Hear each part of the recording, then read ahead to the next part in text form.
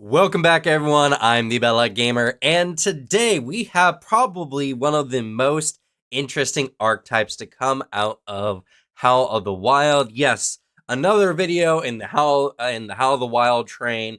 We're not stopping until the book releases on the 22nd. So if you don't want to miss a single video, go ahead and subscribe now. And hey, leave a like. It helps the channel out and it increases the chance that other people will get to see the content. But today, we're talking about the Wild Mimic. Now, if you like blue mages, or if you even know what a blue mage is from the Final Fantasy series, the long and short of it is the blue mage was always known for being able to learn monster moves. That's what drew everyone to it, and the Wild Mimic plays very similarly, which is really fun. Now, the Wild Mimic, while not completely a unarmed style of archetype, it does mostly lean towards unarmed, though there's some things you can do that are not necessarily unarmed style. But this particular archetype does lean into a lot of interesting new things your characters can do in a combat setting. Most of the stuff is combat related, so that being the case, just something to keep in mind. It is a good archetype if you want to add some flavor to your martial characters. That being the case, before we get to the feats, let's go ahead and talk about the additional feats that you can actually pick up through the archetypes. So, like many archetypes out there, there are additional feats that either some class has or something that fits the same kind of general theme, and Wild Mimic actually leans into this. At 4th level, which is the second level you could pick up anything anyway, you could learn Animal Empathy, Crane Stance, Gorilla Stance, Tiger Stance, and Wolf Stance. Obviously, mimicking animal maneuvers for your unarmed combat style makes a ton of sense. And at 8th level, for all those stances at the very least, you get the next level up. You get Crane Flutter, Gorilla Pound, Tiger Slash, and Wolf Drag. So, we're already off to a really good start. A lot of these stances are really cool. They do some really good things. And like I said, very heavily lean into the unarmed kind of style. But let's take a step back and let's look at the dedication itself. So the dedication does require that you're trained in nature, but that's super easy to do. And more or less, you get Wild Mimic lore, which is a general lore kind of feat, but not as powerful as other general lore kind of feats. What this one does specifically is it allows you to learn things about creatures and their abilities specifically. In addition to that, it only ever gets to expert, and it only ever gets to expert when you gain legendary proficiency in nature, which is at level 15. So that being the case, Wild Mimic lore is okay up until around level 10-ish, level 9-ish. After that point, it kind of starts really lagging behind, so you're going to have to supplement this with predominantly probably your nature, and that's what it seems like they really want you to do. Once you get it to expert, it's a lot better, but still, just something to keep in mind. It is a particular skill that you can't increase normally, so yeah. Honestly, I think they could have just gone with expert at master, which would be level 9, and then you're good to go. It would be equivalently the same of using either your nature or your Wild Mimic lore up until like level 15, in which case nature would probably be the slightly better check to make, but oh well. It's not super important, but it does have this kind of weird caveat where when you use Wild Mimic lore to recall knowledge, you get a +1 circumstance bonus to your saving throws against the next attack or ability that the subject of your recalled knowledge targets you with. And you do actually need to succeed the check. So it's very strange that Wild Mimic lore doesn't improve really anymore. Not that expert is necessarily bad, and it's a specific lore, so oftentimes it'll reduce the DC by 2, since it's kind of a little bit more general, so it kind of sits in that category in line. It's weird that they did it this way. I would have done it expert at master and master at legendary, That feels like it would have worked out really well. I don't see why you really couldn't do that. And honestly, as GM, I would probably just set it up that way. That's the thing that makes the most sense to me personally. But, it is what it is. That's how it's written. But this is actually the core of the Wild Mimic, because much of what you learn as a Wild Mimic either relates to directly interacting with the ability that you're trying to learn in question, or by using recall knowledge to identify the ability on a creature. So, that being the case, well, Mimic lore is kind of important, but also your normal nature lore is probably also going to be important, as a lot of these things tend to be from natural creatures. Not always, though. I could definitely think of a few that it isn't going to be nature related. So, this is definitely one where you're going to either have to try really hard to learn these, or you're going to need to make a really smart character to get the recall knowledge checks needed to learn these. So, something to keep in mind.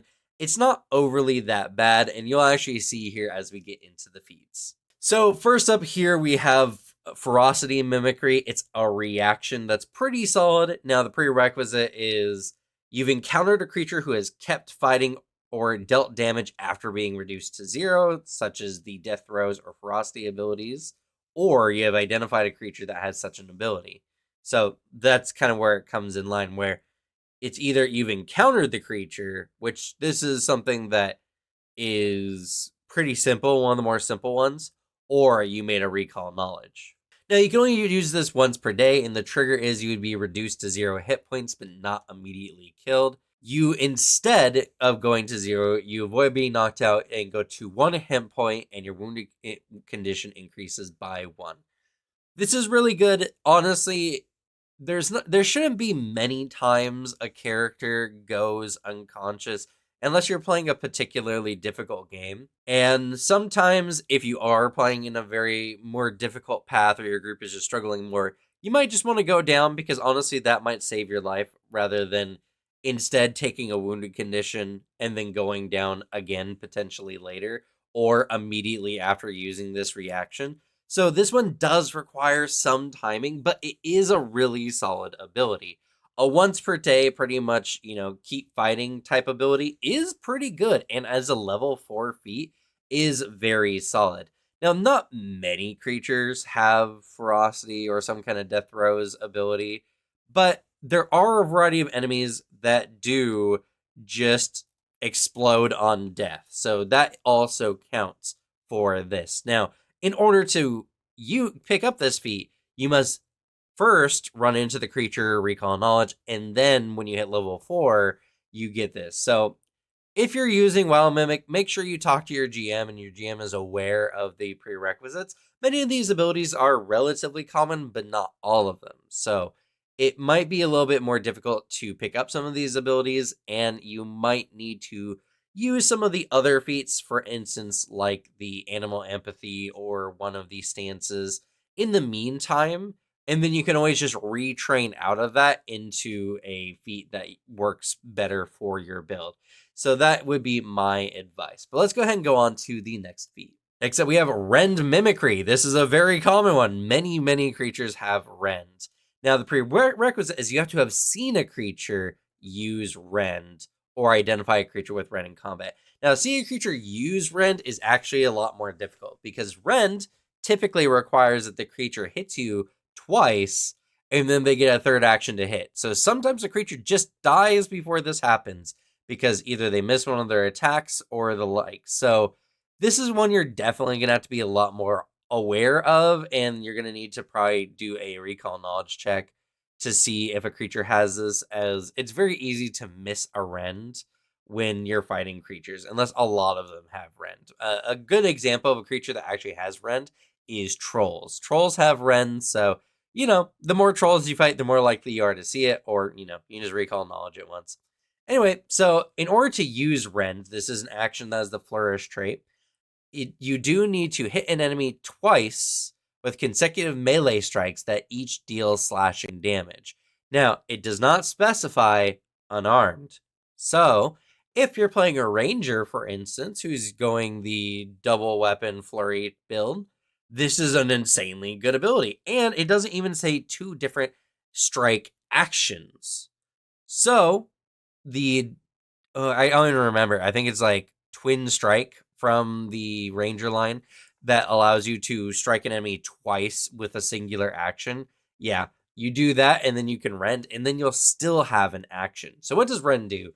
So rend isn't as good as the creature variant, and that's something you're going to find with a lot of these is they're not going to be as good as a creature using them, but they are still going to be really good. What this one does is when you hit an enemy twice, you then spend an action and you deal a d6 slashing damage to that target. No save, no nothing, just a d6 slashing damage. Now, this increases to 2d6 at 10th level and 3d6 at 16th level.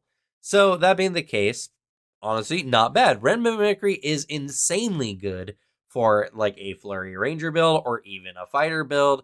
Any kind of build that does multiple slashes in the same turn, because all you have to do is hit 2 consecutive, so one after another, slashes. And then you can just do free damage. And, that's oftentimes going to be a better choice for your character anyway. So, Red Mimicry is an insanely good feat, and it's level 4, and it's pretty easy to find, honestly. So, Wild Mimic is really coming out swinging with its early levels. All right, coming up next is Electrogenesis. This is an insanely good one, though I think a little bit more on the rare side. Really good for more aquatic campaigns because this is going to come up a lot more there.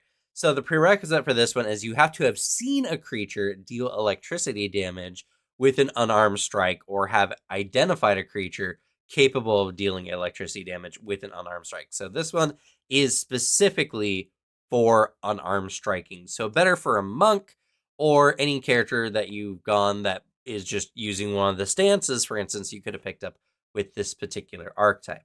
Now, the frequency for this one is once per 10 minutes, but there's no special requirements to use it. It is 2 actions, and what you do is you make an unarmed melee strike, and it deals an additional d12 damage. And if you hit, the enemy needs to make a fortitude save against your class DC or spell DC, whichever's higher, and this happens. So it's either a crit success, nothing happens, a success, they become clumsy 1 for a round, which is insanely good because that just reduces their AC. On a failure, they're clumsy 2 for a round, and on crit failure, they're clumsy 3. This is an insanely good ability, even though it is a strike that takes up 2 actions. It is definitely going to be worth it. You're up fighting an enemy in combat, you do your Electrogenesis punch. They're likely to at least get their AC reduced by 1, maybe 2. And then you can make another strike with a weapon or other unarmed strike, whatever you want, with them having a reduced AC is going to make your second strike in your round essentially that much more powerful. So Electrogenesis is really good, and honestly, it deals an additional d12 of damage just on top of anything, and that is going to be in addition to whatever extra damage you might be dealing with your hand ramps and mighty blows. So Electrogenesis is extra damage, it reduces enemy AC, it is 2 actions, so it's not very action efficient, but I feel like the reduction in AC is definitely more than worth it. Though I will say Electrogenesis is a lot harder to find. Like I said, it's a lot more common underwater. So, yeah. Also, I really like the idea behind this one because this one's like, well, you don't have the organs to do so. So you use just a smidge, just a tiny bit of like nature magic, essentially, to get the job done, which I think is kind of fun. And it makes a lot of sense, honestly. It's just you see something and so you kind of just use magic to take the step, and it's not very advanced magic. It doesn't do anything super great, but it's just enough to create a little bit of an electrical spark. So Electrogenesis is really cool and yet another really good feat. All right, at level 6, we actually have a more neutral feat. This doesn't require you to fight a creature in particular. All it does is it gives you access to Enlarge. You can cast Enlarge on yourself once per 10 minutes as an innate 2nd rank spell, and at 12th level, the spell heightens to 4th rank.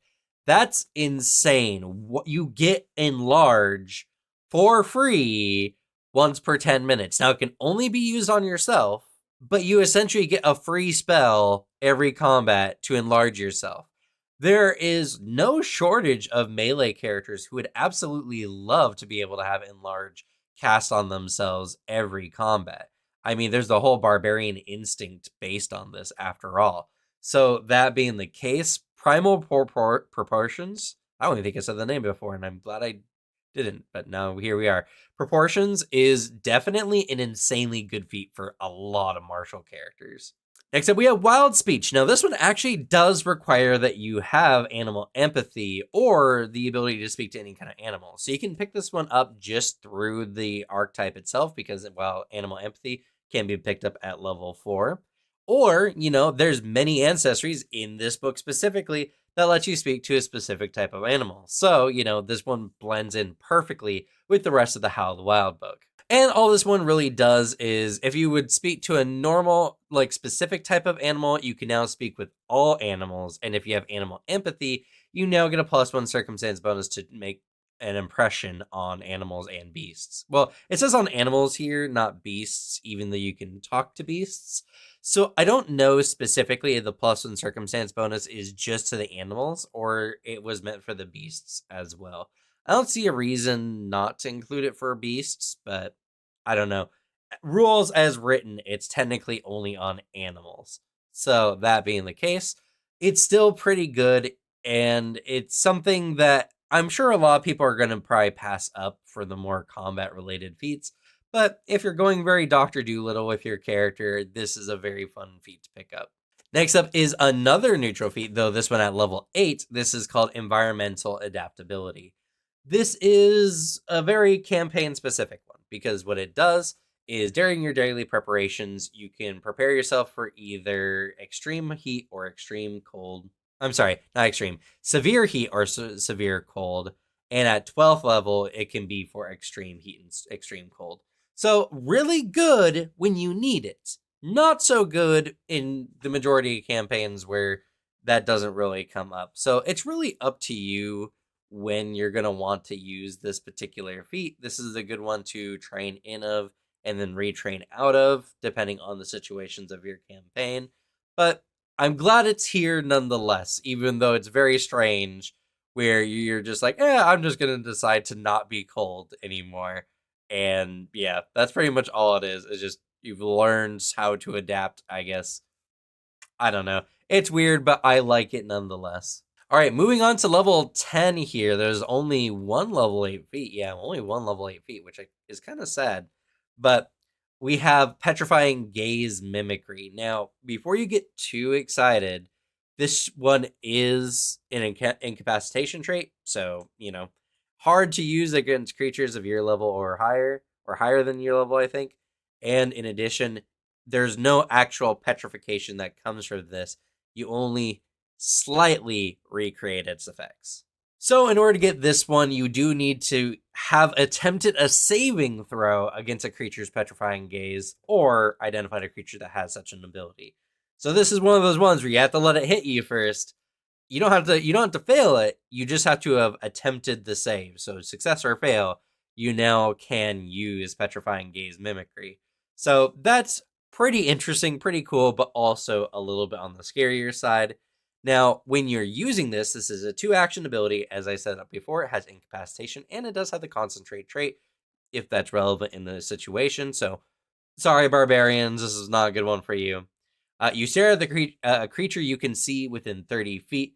The creature then attempts a fort save against the higher of your class DC or your spell DC. And then you can't use this again for a D4 rounds, but that's insanely good. So essentially you at least get this a petrifying like ability every combat and potentially multiple times per combat is really cool. Now, if they crit succeed, they're unaffected, and then they're immune to your petrifying gaze for 24 hours. Now, if they succeed, they're slowed 1 for a round. So you trade 2 actions to make them lose 1 action. That's not necessarily a bad thing because if it's a boss or a very dangerous enemy, who are more likely to succeed anyway because incapacitation trait, you're at least taking out one of their potentially more damaging or dangerous rounds. Though the 2 actions for 1 action is just a bad trade most of the time. It really depends on what kind of character you are. If you're a caster and you went Wild Mimic for some reason, this is a little bit better, but still not that good. Now, if they fail, they're slowed 1 for a round and immobilized for 1 round until it escapes. Now, failure effect is a lot better. The problem is incapacitation trait. So you're not going to be using this on enemies necessarily who are going to be so strong that you need to make them immobilized. But this is really good for dealing with some of the mooks. If there's a particular enemy that is low level but like highly dangerous, like a glass cannon type enemy, this is a decent one to root them in place for, a round, which is pretty good. And crit failure, they're slowed too, so finally we get some action economy bonuses, or like neutralizing with the crit fail of all things. And they're immobilized until they escape. So the escape DC is going to be against your class DC or spell DC, whichever you used to use the ability. And the crit failure is really good, I'll say. It's slowed 2 and just straight up immobilized. If they fail the escape, they just don't do anything that turn because they lose 2 actions and they spend an action trying to escape. So yeah, that's pretty rough if they crit fail of all things. I don't think Petrifying Gaze Mimicry is that good. Now, obviously, this can be very thematic for your character, for depending on how you're trying to play him. But oftentimes, you're going to be trading 2 of your actions for 1 of their actions with the hope that you're immobilizing them. I don't know. I don't see a lot of good use for this one in particular. The incapacitation trait making it even more difficult to use because it can't be used in some situations with some enemies. So yeah. Do I think it shouldn't have incapacitation? No. I think that the failure effect in itself is really rough. But I will say that action efficiency wise, Petrifying Gaze is going to be a loss more often than not. That's just how the dice rolls. But hey, if you like it, go ahead and use it. I think it can be very thematic at the very least for characters. All right, Trampo Mimicry. This is an interesting one. I honestly don't think a lot of creatures have trample. I haven't seen many. I'm not saying they're like rare. They're just not one of the common enemy groups that you would use. They'd be like a specific monster for a specific area kind of thing. Maybe a horse if you have a lot of enemies on mounted kind of situation. I'm not sure. So this one's probably going to be a little bit harder to find, in my experience, at the very least. Now, you have to have seen a creature use trample or identify a creature who has trample, which I guess, I don't know. If a normal horse has trample, then this might be really easy. I actually just don't know. I'm not going to look it up either because it's not really relevant, but I'll look it up. All right, I looked it up. Horses don't get trample, so yeah, I don't know. I don't know which creatures specifically have trample. In addition to that, I'm going to also state that this one does require that you move through the spaces of creatures that are at least 1 size smaller than you. So in order to make use of this more often than not, you're probably going to want the ability to be enlarged or just be a large creature in general. So good for like our minotaurs or any of the ancestries in this book that can make you large. But yeah, so what does it do? So for 3 actions, which that's a big action investment, you stride up to double your speed. So this is a singular stride, not 2 strides, up to double your speed, and you can move through the spaces of creatures that are at least 1 size smaller than you. You can attempt to trample any of the creatures you move through. You can only hit the same creature once with this ability, no matter how many times you move through their square. And you deal 3d12 bludgeoning damage on a basic reflex saving throw, using the higher of your class DC or spell DC. This damage increases by 1d12 at 14 and 18, so every 4 levels after this one. So yeah, that's honestly not too bad. It's 2 strides essentially action-wise, plus an attack that hits every creature that you would have moved through. If you have an insane movement speed and you're in a battlefield with a lot of enemies, this is actually really action efficient. And there's honestly no limit to the number of times you can do this other than, I guess, rounds in a combat. So that being the case, this is a good way to drop some damage. Now, you're on average probably going to be doing only half damage per enemy you hit. So to make this the most worth it, you would need to hit at minimum 2 enemies, and then every 2 enemies after that increases your action efficiency by 1, more or less. It doesn't do the most damage. I wouldn't make an entire character build specifically around this. I feel like there are a lot of other ways to do damage, better ways to do damage in combat more often than not. But as a good initiation tool, you start initiative, you're high up, you rush into the enemy field and you just trample through all the enemies starting out. It's not bad, and then you can go on and do whatever you want to do for that combat. Or if you kill an enemy and you have a lot of distance between you and them, might as well just run and trample over them after all. So, yeah, and I will say at the very least, this also has a really good chance of just at least doing some damage to the enemies, as more often than not, even if they succeed, they're still taking half, and it takes a lot more to crit succeed. So, that being the case, it's not bad damage overall. I wouldn't overuse it, but I definitely would use it probably once per combat at the very least. So Trampo Mimicry is really good, though I don't know what animals or what creatures specifically use Trample. So that might be the one sticking point. But it's level 10. You've played up to level 10, hopefully. So hopefully you've at least come across one creature that has it. Next up here at level 12, we have a Roar Mimicry. Now, this has the Sonic trait, which is important to note, and it is 2 actions. Now, in order to get this one, you must have been targeted by a creature's auditory ability that affects an area, or have identified a creature with an auditory ability that affects an area. This one's actually really easy to do, and by the time you hit level 12, you've probably already come across an enemy that's done something like this. Many enemies have some kind of roar or auditory effect that does just target a big emanation around them. So this one's pretty easy to come across, at least in my experience. Now, you can only use this ability once per 10 minutes, but you unleash a roar so loud it can be felt in your enemy's bones, which is kind of cool. All creatures within a 15-foot emanation take 8d6 sonic damage and must make a fort save against the higher of your class DC or spell DC. This damage increases by 2d6 at 14th level and every 2 levels thereafter. So pretty much every even level after this, it's going to be in another 2d6, which is going to double the damage by level 20, making 16d6 sonic damage. Now, this does affect all creatures. So, allies be aware that if they're next to you, they're going to suffer. So, a 15-foot emanation is not huge, but it definitely can get your allies into friendly fire range. So, just be careful. Now, if the enemy's crit succeed the save, nothing happens. If they succeed, they take half damage, and if they fail, they take the full damage and are stunned 1. Insane. If the creature is adjacent to you, they're also deafened for a round. Not as good, but the stun itself makes the failure effect really, really good. And crit failure, the creature takes double damage and is stunned 2. If the creature is adjacent to you, they're also deafened for a minute. Again, deafened, not so great.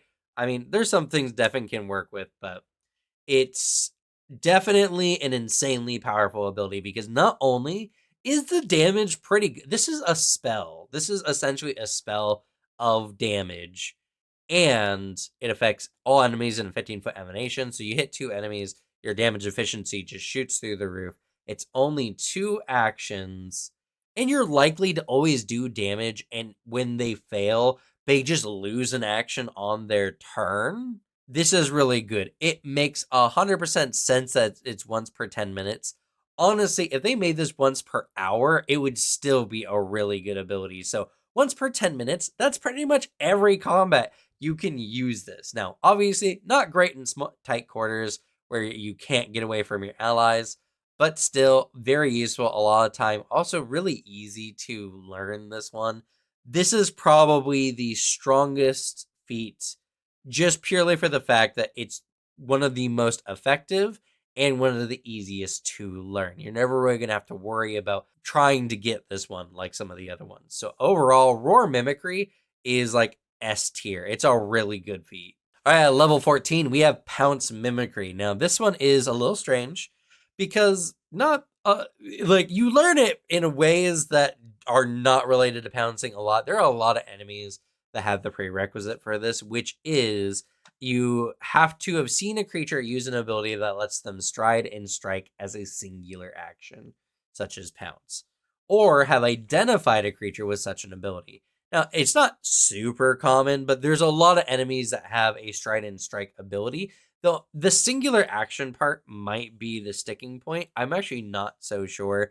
I remember many enemies striding and striking. I just don't remember how many actions that typically took. So this one might be a little difficult to pick up, but it's not probably as hard as some of the other ones. And now the requirement for this one is you're unarmored or only wearing light armor. So again, this one's probably better for like a monk more than anything, though light armor can be used by a lot of dex wielding classes, so Pounce Mimicry can work for them. And what it does is kind of what the feat does. You stride and strike. If you have begun this action hidden, you remain hidden until the strike it actually works. And you can use this with other types of movement if you have access to them as well. Yeah, it's just a perfect mimicry of Pounce. It does the same thing. Maybe the pounces sometimes do extra precision damage. I'm actually not sure.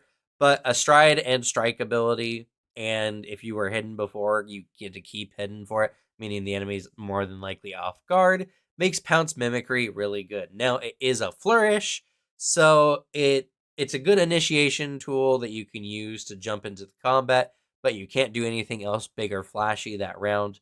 I think it's still very worth it. I think Pounce Mimicry is also just a very good feat. And the final feat here, and probably one of the faster videos I've gotten to do so far, is Emergency Regeneration. It's super easy and super simple to get, honestly, because Rend came from trolls, and this is based on regeneration, which trolls also have. So in order to learn this one, you have to have deactivated a creature's regeneration for at least one round, which for a troll, you just have to hit him with fire or acid, or have identified a creature with regeneration in combat. So pretty easy. Now you can only use this one once per day, and its trigger is you're reduced to 0 hit points from damage that's neither acid or fire. Coincidence? I think not. They want you to learn this from a troll. When you take this one, when you would drop to 0 hit points as a reaction, you gain the effects of the 7th rank regeneration spell. Now, this isn't magic because it only says you gain the effects of the spell. You don't cast, there's nothing that happens. It doesn't even have the concentrate or manipulate action. So this just happens. You just regenerate. And at 20th level, you gain the effects of the 9th rank version of Regenerate instead. So, yeah, this is insanely good. And at level 16 feet, you just can get Regeneration when you drop to 0 hit points. You're going to pop up on your next round. It's going to be really good. I think this is insanely handy. It's a really, really good feat. You can even regrow limbs with some of this stuff, which is also really cool. So emergency regeneration is really good. I think it's really good. And that leaves us done with the Wild Mimic. The Wild Mimic is, honestly, so far in this book, from everything I've read, probably just one of the better archetypes. It feels really good. I really had not many complaints about it overall. The only one I really complained about was Petrifying Gaze, just because it just didn't seem that good. But everything else in this was a banger. This works with most martial characters. And hey, if you want to play a little bit of a martial spellcaster as well, there are some heroes that really benefit you as they can scale off of your spellcasting DCs. So hey, War Priests, this is not too bad, if I'm going to be honest.